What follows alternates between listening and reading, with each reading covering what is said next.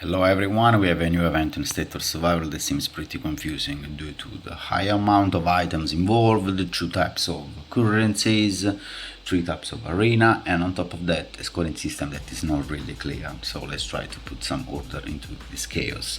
First of all, this game is some sort of a mix between Texas Hold'em and Italian classical poker.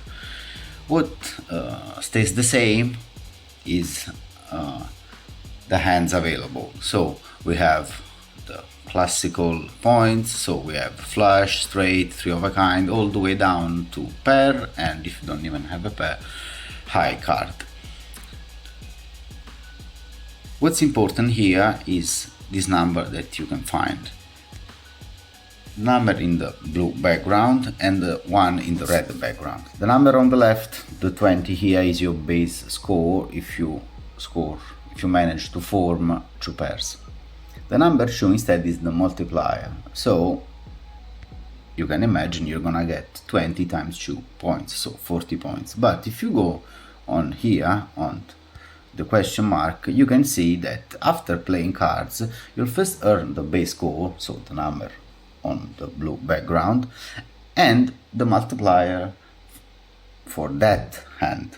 Then you will have extra score for the scoring cards, and finally bonuses from performer skills. So you have 4 things that form your score: the base score, the multiplier, the extra score that comes from scoring cards, and something that comes from the performance that I'm going to show you in a moment. So let's go back to our example.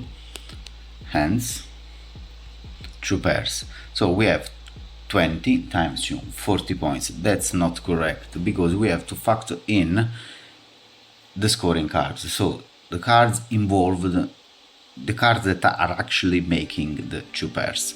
In every deck you have cards that go from the ace till the king. All the cards from 2 to 10 retain their face value. The face card instead, face card are jack, queen and king, instead are worth 10 points.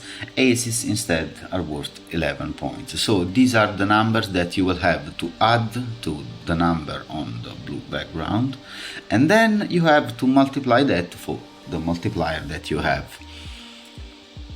On top of that, you have to add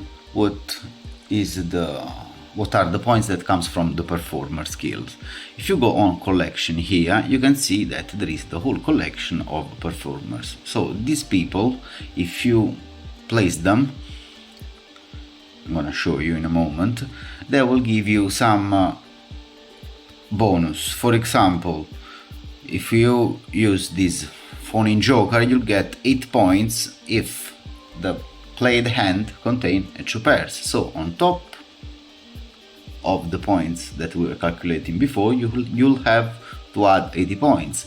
Some other of these people, some other of these performers not only simply give you points, they actually bend the rules. For example, to make a flush or a straight, of course you will have to use all 5 cards.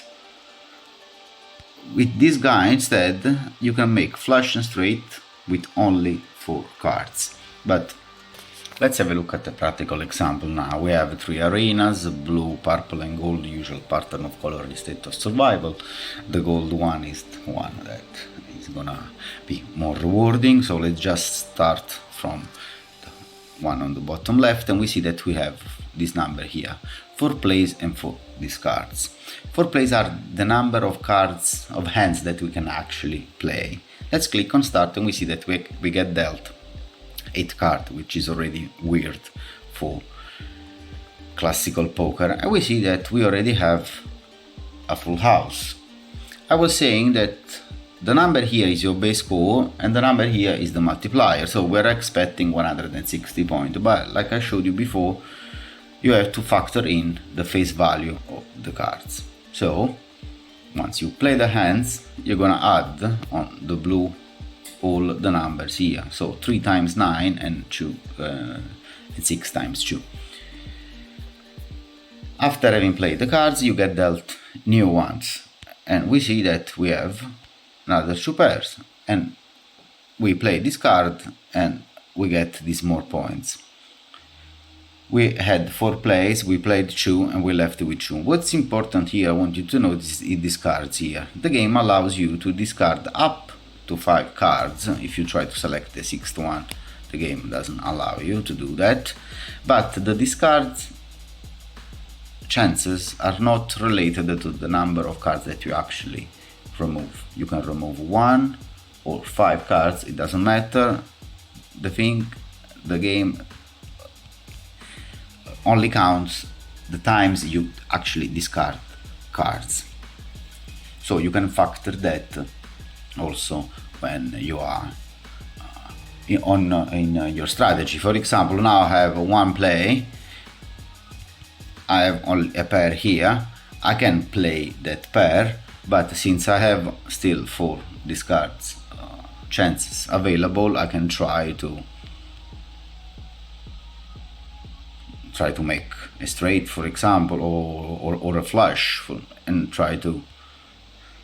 Another important thing to notice, you can sort cards by rank or by suit. We can see that you have 4 cards of hearts, and you can, for example, discard this one in order to get hoping for a 5th card of hearts that arrived now. So we play and we score the point with this flush. Of course, you still have to add the face value of the cards, and now, since we finished all our